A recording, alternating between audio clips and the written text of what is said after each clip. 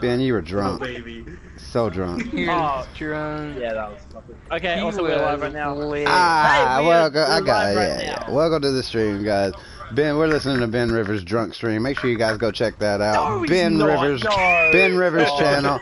Why You Always Lying challenge. Check it out, folks. All right. Sorry. So we're gonna kick things off with a little Monday Night Raw, and I'm gonna kick it off by saying Monday Night Raw sucked assholes through a coffee straw. It was terrible. Ooh. It was Okay, Do a nope. coffee strike. so bad. Coffee Nope. straw. Yes. Sucked wet asshole through a coffee straw. This was terrible. This was hot garbage.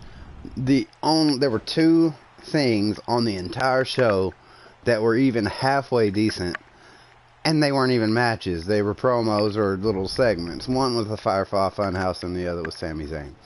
But beyond that, Okay. Raw fucking You are sucked. literally lying about that also. Raw You are sucked. literally lying about What that. was good? Today What just was off good? that fucking Rollins There wasn't a fucking match. thing that They signed contracts. I literally heard. Yeah. What's good Yo, about it that? What's was exciting Raw, about that? Which we always expect was of doo-doo. Raw at How the many end. contract signings have we always seen in expect WWE? Fucking millions, and Exactly. how many of them How many of them? like, How many of them are entertaining or different? oh, None. they're all entertaining. Then you're full of shit. Except for the Lesnar. Yeah, except for like the Lesnar ones. So full of shit, your eyes are turning brown. No. So the Oh, Braun and no, I Ricochet and Baron and Drew match sucked. Uh-huh. Why is Alexa, Corbin in this? Corbin needs to who cares? A Moment of Bliss had to be one of the worst promos I've ever seen from Alexa Bliss, and let's not forget she did that This Is Your Life with Bayley. I think this was worse than that. It was just terrible. It was just very rushed, and it felt like she just didn't even want to do it. And the match with It the was so fake. untied shoes and all that, I'm like, get the fuck out of here. You know, they're just doing this just to, I don't even know. It was garbage. Yep. The AJ Seth Money in the Back contract signing, big whoop. Money in the back? Money Yeah. in Money in the back. Yeah. money in the contract Got the signing. money in the bag. Money in the And money bag. in the bank. Oh my god. The only two redeeming qualities Money in the back, horses in the front. on the entire program of Monday Night Raw was Firefly Funhouse, which wasn't as good as the first one, if I'm honest. I thought it was a bad decision to have Abby the Witch voiced by a dude. Should have been Nikki Cross. Totally. It should have been Nikki Cross. I thought that Abby the Witch would be Nikki Cross. I thought that the Ramblin' Rabbit would be Elias. And that the buzzard, the bird-looking thing, was going to be Eric Young. Those all seem to fit those characters. Rambling for Elias. Eric Young kind of looks like a buzzard. Abby the Witch is a girl. And Nikki Cross is crazy. Okay. He's dead to streets like a buzzard. Nah, he As just far as WWE is concerned. okay. The buzzard. Yeah. So, I mean, it was interesting. But it was also not as good in my opinion. I think there were redeeming qualities, and I think it still has potential to be interesting. But this whole thing could be garbage once he hits the ring with it. We got to see how he treats this character in ring. If it's just the same old stuff. That's what I'm worried about. If it's the same stuff that he was doing, I mean, it'll work for a little while, but it's going to get old really fast because he has to bring something new to the table to keep it interesting. Or else it's just going to do the exact same thing it did last time and feel like, you know, it's just there to be the weird thing that's happening, that, you know, to get people talking about the weird WWE thing of the week. And I think it's more just to get people talking than it is to be entertaining. I hope that they handle this correctly because it's something refreshing to see Bray Wyatt doing something interesting. And please bring Bo into it. I'm not the only one who's saying it. I read it a couple of different places online. A lot of people are wanting them to bring Bo into the Firefly Funhouse thing. And I think it's the perfect time and place. If there was ever a time to pair up Bo and Bray, this would be it. Also with Jeff Hardy, agree. with Jeff Hardy being out of commission,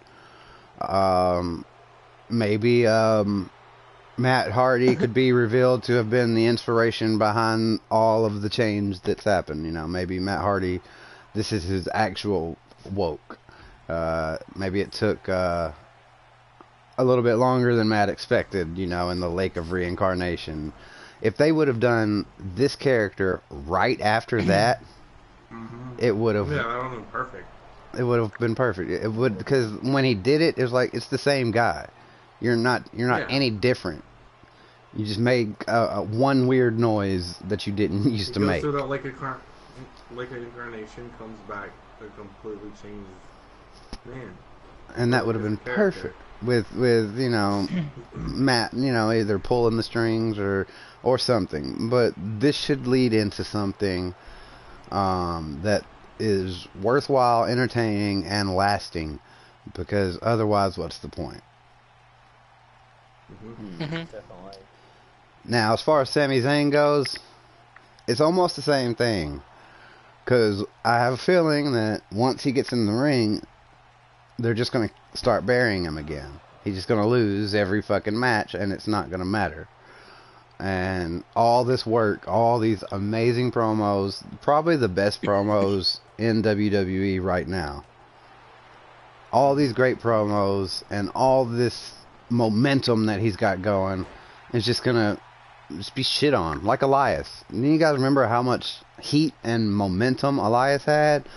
He had the crowds eating out of his hand, and now he's basically like a jobber. Getting jobbed out to Roman. Now he's getting jobbed out to fucking Roman now. So I feel pretty upset that Sami Zayn isn't in the Money in the Bank match. I feel like that would have been a good spot for him. Yeah, Well, I think they're waiting. I think they're waiting for, well, not waiting, but like they're planning a story for Sami Zayn, since, you know, Luke Harper was apparently supposed to be the one facing him, and to have a story with. I'm just not very happy with the Money in the Bank participants. I don't necessarily agree with. The only one I like in it is Ricochet. I'm hoping, no. I'm hoping Baron Corbin wins again and actually successfully. I do too. Yeah, I actually do cashes too. in. I actually do too. I want that to happen. Yes, we know what you're going to say, Ben. Why is Baron Corbin even in WWE, this match? Baron Corbin is... That's the most likely No, scenario. hang on. I am actually just... Okay, so I'm gonna just take this from the old experience where we have had calls actually had with Baron Corbin with Money in the Bank. Remember, this is the same guy who lost his Money in the Bank briefcase to Jinder Mahal. Okay. And knowing WWE, they might even do the same thing again. That's all that's Actually, Ben, if you've been reading your internet articles, you would know. You would no. You would know. You would know that. Same shit again. Listen, Ben, you would know that WWE has big plans for the Money in the Bank this year. They've been talking about it extensively behind scenes, and they don't want to do what they did the last 2 years with Baron Corbin and Braun Strowman. They feel and they recognize, they have admitted and acknowledged that they fucked up. That they basically completely botched the past 2 years Money in the Banks. So, most likely... So, most likely, they're going to try to do something impactful and meaningful with the Money in the Bank briefcase this year. I would think one way to do that and to still piss off the fans would be to let Baron Corbin win. And I think you would accomplish everything. Baron Corbin would win. You would get massive heat. I think there could be 3 winners. Baron Corbin's not one of those winners that I see. We know what you think, Ben. Before we even start any conversation, we already know your opinion on it. I know, but... Yeah, I have actually got my freaking votes either on Andrade, Ricochet, Braun, Andrade. He's been killing it, literally. Andrade has been killing it recently. Mustafa Ali, he's been killing it also. And all I could now also see, Ricochet, maybe even Finn Balor. But no one. Let's see. The thing. I like Andrade, but the thing you need to understand is though is that not a lot of people are going to be emotionally invested. He's not ready. Andrade's not ready. He doesn't bring any heat to having the Money in the Bank. Baron Corbin's not ready either. It's not exciting or dramatic. Baron Corbin's not ready. Baron Corbin's more ready than Andrade is. Very exciting and very dramatic. Whoa. Hang on, People right? like you would freak out about it, and that's the kind of reaction that they Wait, want. Remember last time? That's why it makes perfect time? Sense. Whoa, he needed a successful. Look how fucking happy people were when Baron Corbin lost the briefcase. When he tried to cash in and lost, people were he would have never lost it if he didn't win it. No. I think we actually all are forgetting about one person. I hated him. You guys know how much I hated him. I was laughing my ass off when he lost it. It was a wonderful moment. But that's the whole point. And now I want to see him win it. He's earned it. Okay. I know about that, but there is someone else in that match. There's a lot of people on that match. There's Braun Strowman, there's Drew McIntyre, there's... Yeah, that's that person. Drew McIntyre. Think they're gonna give it to Drew McIntyre? I think it could be his moment now. I think it's his moment. I don't. If they want to do something that's impactful, resonant, and makes sense, then they have to either go extreme heel and just shove it down their throats, like Baron Corbin, or they pick... Corbin would just be the worst pick. Or they pick the person who could come in and attract the most people and that would bring the most people in. And I think the person with the biggest fan following out of all those people are either Finn Balor or Ricochet. True. Braun Strowman doesn't have that huge of a fan. Oh, there's a lot of people who don't like Braun Strowman. Drew McIntyre, they haven't given him enough exposure on TV yet. I don't think he's got too many fans. Ricochet has fans built in because anybody who's seen a highlight clip of him is automatically a fan. Finn Balor has a huge fan base just because of his demon persona. Not just that, but his whole background as well. It's 100% the demon. If he didn't have that, he wouldn't be half as popular as he is. In WWE wise or in general wise? Anywhere. Well, no, he didn't have a demon persona anywhere else. Bullet Club made him kind of relevant also. Well, okay, I'll give you that. But the demon thing is what the fans love in WWE. I don't care for it myself. I would rather just see Finn Balor be Finn Balor and have good matches. But they love it because it's flashy. They like it because it looks cool. The teeth and the it looks. What I mean. You know, it looks. That's why they like it. Neat, you know, whatever, like dragons and skulls and oh my. So, you know, it's like that. That's all it is, and I get that he's a very talented performer. Yes. Probably not because Ben's here. Well, not really agree, but who can we all say that is an underdog to win this in this ladder match? An underdog would be Baron Corbin. Everybody else, that one. Mustafa and Andrade would also be underdogs to win. Yeah. Randy Orton's not an underdog. Randy Orton's somebody that if it's a person who wins and you can automatically just be like, well, I can't be mad. You know, it's fucking Randy Orton. If it's anybody like that, then no, they don't count. They're not an underdog. You know, because Randy Orton wins, well, it's fucking Randy Orton. You know, if Braun Strowman wins, well, it's fucking Braun Strowman. He's huge. The same thing can kind of be said of Drew McIntyre, but I just don't think Drew's ready. I know that's probably the only name that we have. I think Drew is ready. Yeah, true. Like, so, literally, Drew McIntyre is like... He's always ready. Money in the Bank. He's always been part of... This like, This Money in the Bank match is just like... It's kind of hard to actually choose a definite winner, because all these guys, well, half of them, you know, they could definitely be the winner. You know what I'm saying? Randy Orton could definitely be the winner. Braun Strowman could definitely be the winner. Drew McIntyre, Ricochet. You know what I mean? Well, I think that's usually the case with every Money in the Bank, isn't it? I don't know. Pretty much. It's usually their top guys besides, you know, who's the actual champion. There's usually like one or two jobbers like Jinder Mahal or somebody in there. But it's pretty stacked deck this time, I'll say. So, yeah, that's quite literally everything that I had on Raw. So we'll just go right on into SmackDown because SmackDown was like not even an hour. Yeah. Did we even talk about the club on SmackDown now? Like on Raw, I should say. Oops. I literally just said Raw. Oh, no, SmackDown. Oh, no, we didn't, because if it was good, I would have talked about it. But it wasn't. Well, Gallows and Anderson, they're on Raw now. Yeah, but they're on Raw. How often are they going to be used, though? That's the question. How often are they going to be used? They're not. I don't even know. They're jobbing on a different brand.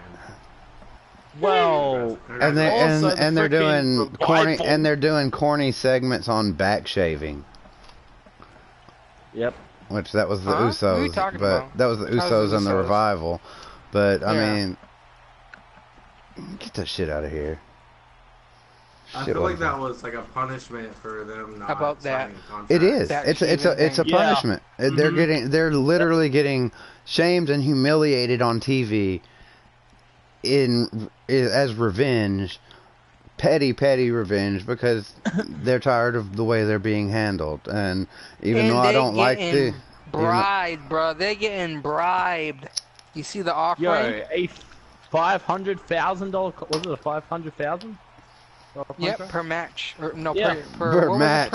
Per year. Not per match, per year. My bad. 5 years. That's just, man. 500,000. The Revival, they deserve better. I'm sorry, they deserve. Are they really being treated that badly, though? I mean, they're a heel tag team. Yeah, they are. They just had a title run. I mean, what else do you want? They're supposed to be treated bad. They're heels. Title runs, in my opinion, these days is just irrelevant because they get tossed around like fucking hotcakes, bro. It doesn't matter. It's always. It doesn't matter what team. Can we just throw back how we're saying titles? If you have a title, it doesn't matter because you're given that. It's not like you earned it. You're given it. Can we just go back to that? Can we talk about last time? It means something to the mass, but it means something to the mass consumer. It means as much it means as something to the consumer. But the younger people that know, like us, that I'll tell you what, given the title and it has no benefit other here's than what WWE's problem is. WWE's problem, and why this is very controversial, and it's kind of hard to even consider, but WWE's biggest problem is that they've broken kayfabe. They've made it seem so that it's predetermined and so that none of it really matters because they decided what was going to happen backstage. Back in the day, even the 90s, you know, that didn't happen because you had so many details that made it seem more real. When's the last time you saw a referee give somebody instructions before the match started? Or check their gloves, or check them for, you know, weapons. It's not that those things are necessary or have to happen. It's that they add to the feeling that it has stakes and that it's real and that there's some weight behind it. Even though in the back of our heads, our subconscious, we're all telling ourselves this is all fake and we know it's fake and it was predetermined. It feels like it's less so when they make the efforts to make it seem like it is. And that is where WWE has failed the fans. It's too slick. It's too, you know what I mean? It's too cocky. It's like, we're just going to go out there and put this out there instead of, let's go out there and make it seem like these matches are for something. Anymore. Yes. Even though it never was, it felt like it was. And they made it feel like it was. Yeah, that's what I mean. The effort. The authentic effort is it there. some of the wrestlers still try to do it. You know, not necessarily like, you know, a heel will, you know, take pictures with a fan nowadays. You know, back in the day, you know, they'd act just like themselves, which I can't reasonably expect people to still go that far. But throw in some of the things that make us feel like there's a reason. Like it's not... It should be, as the commenter I saw put it, I don't know who it is, or I don't remember where I saw it, or I'd give him credit. But he said that it's like ballet with punching, not soap opera for men. It should be like a ballet with punching and kicking and slams, not a soap opera for men. That's they've lost the meaning and the true spirit of what us as fans fell in love with to begin with. Now it feels so overproduced and under considered that it just, it doesn't have the weight that it used to me. So yeah, I agree. That's my theory on what's gone wrong with WWE. I totally agree, and I'm pretty sure everybody else agrees with that. Yep, same here. I mean, so, I guess that's why they switched it to entertainment, right? Yeah, that was another mistake. Let's not call it wrestling. Let's not call them wrestlers. Let's not... No, call it wrestling. Call them wrestlers. WWE Embrace... don't even have the license or the thing for WWF? No, the World Wildlife Foundation does. Yeah. They lost a lawsuit to the World Wildlife Foundation. They've got billions of dollars of lawyers. World Wildlife Foundation is non-profit. They're not hiring slick New York lawyers and, you know, top of the line defense attorneys or whatever. Litigators, I don't know the proper term. But the World Wildlife Foundation didn't have all that. WWE had millions behind their machine. How did they lose to the World Wildlife Foundation? Ow. But yep. So as far as SmackDown, even though there wasn't much to it, it was still miles better than Raw. The first thing of note that I can think of is you had KO wiping out Xavier Woods. Oh yeah. So, yep, definitely. You guys, or Street at least seems to think that this means the New Day is breaking up. I don't think that's true. Look, first we have Big E, quotations, gets injured. Now we have Xavier, quotations, gets injured. This just makes it more dramatic for Kofi. This makes it so that he doesn't... That is a possibility also, and so that Kofi can work on pursuing his solo career, but then just have Kofi being the main star here, because he's, you know, world champion, it basically is that New Day is broken, because they're not going to do any New Day matches. But as soon as they're not broke up, they're on hiatus. Xavier. It's not like they said, we're done. We're not going to wrestle as New Day anymore. As soon as they come back... I think it's definitely a long-term break until whatever happens with the title. And whatever story is happening with that. I don't see them being in any kind of match soon. I don't know. I think they're just taking a little time off. I don't know what's going on with the New Day anymore. His own exposure. Yeah. Without them having to be involved in everything. Exactly. You don't want you don't want other people stealing the, or not stealing the spotlight, but what's it called when actors like chewing the scenery or something like that?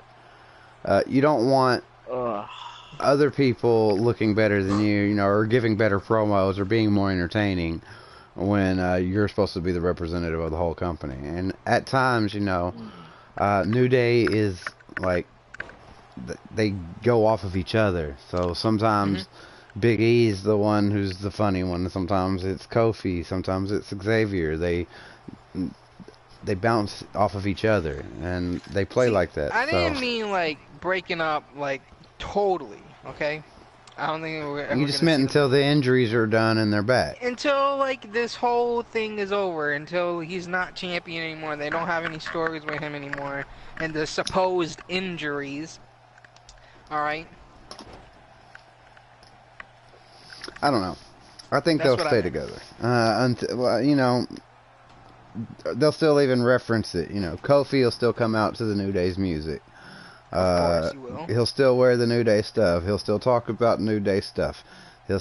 So in that sense, it's not a breakup. It's just Big E and Xavier aren't with him right now, and that's fine. I understand that. I'm not upset with that. But they're not breaking up. It's just a little break. Take a little time off. They didn't break up. They're separated. Yep. They're seeing other people. Yeah, they're seeing other people. Seeing other people. So on a sadder note, the Hardy Boys had to relinquish the tag team titles, and no sooner than they had dropped the belts, than Lars attacks. And no, not Lars from Metallica.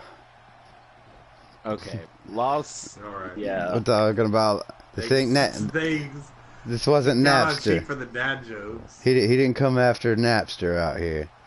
He was going after Matt Hardy, and then later R-Truth tried to come out and save the day, and was again squashed. A steel chair. They need to quit. They need to quit hurting my boy R-Truth. They gave him. Yo, you wonder what? They gave him a little bit of gold, and then he's right back to just being everybody's, you know, cannon fodder.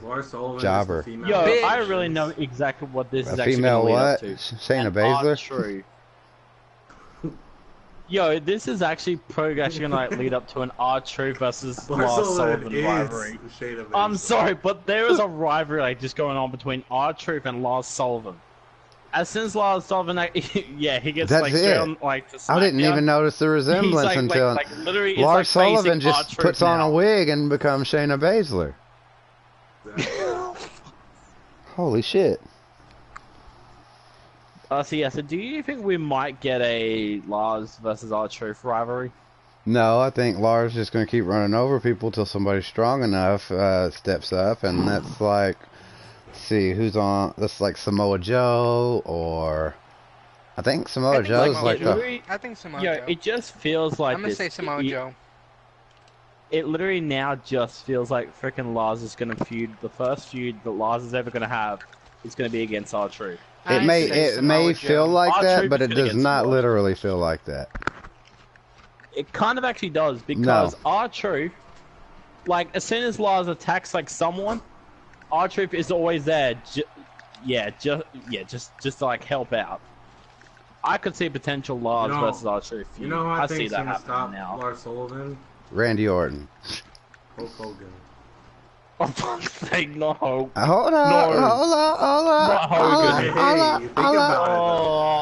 He could be like, see ya, I'm not and he'd be like, see ya, I'm not racist. I beat up this racist. I'm gonna say Goldberg. I'm gonna say Goldberg. Exactly, she got it. I'll say Goldberg to this. Lars Sullivan got in trouble for making racist posts. Said something racist. My daughter loves.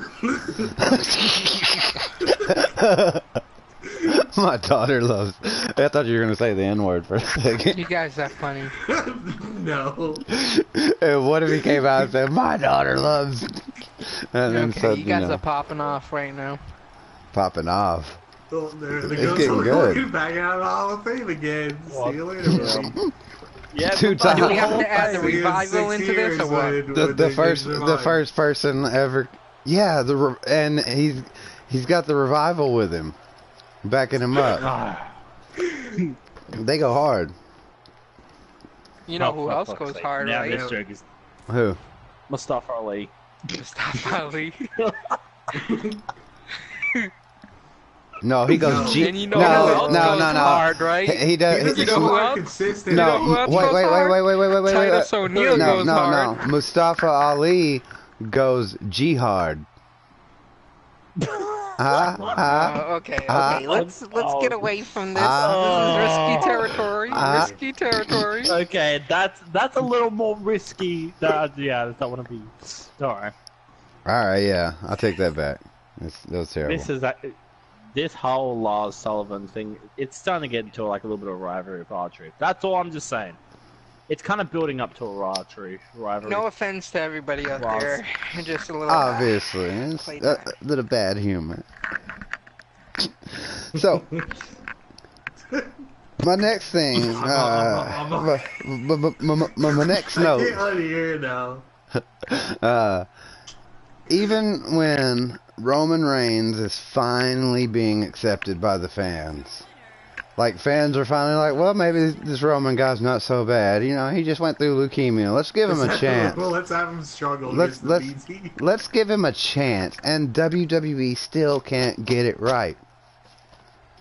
They've got it. Can they ever get it right? Here's your chance. You've been wanting Roman Reigns to get over so bad. It's your hopes and dreams. Here it is, gift wrapped in a nice little package with a bow on top of it. It's yours. And they're like, can I return it? You know, it doesn't make sense. They've got it, and then they keep doing the same things that ruined it in the first place. Yep. Yeah, same whole authority bullshit. Just put him. Don't try to make him the underdog. I can't believe that they're doing another authority thing.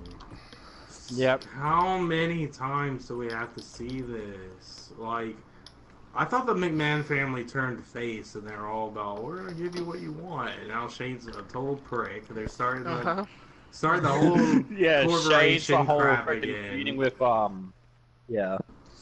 Why Shane's do you want Elias to be such a heel? I get freaking know. It's like I don't know. I get his. He's not going to work as a face, though. He won't work as a face. No. But what I'm saying is he's a good heel by himself. He's not going to be a good corporation heel. Yeah. They're using him as corporate muscle. That's retarded. He shouldn't be corporate muscle. Yeah, you're right. They're using him like a meat sack.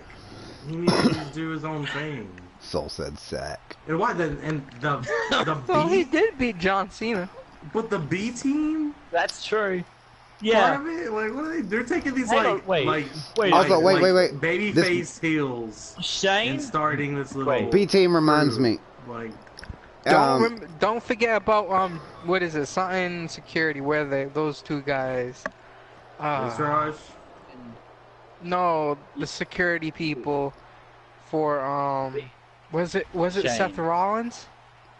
Oh, J&J Security. Yeah, J&J Security. Don't forget about them.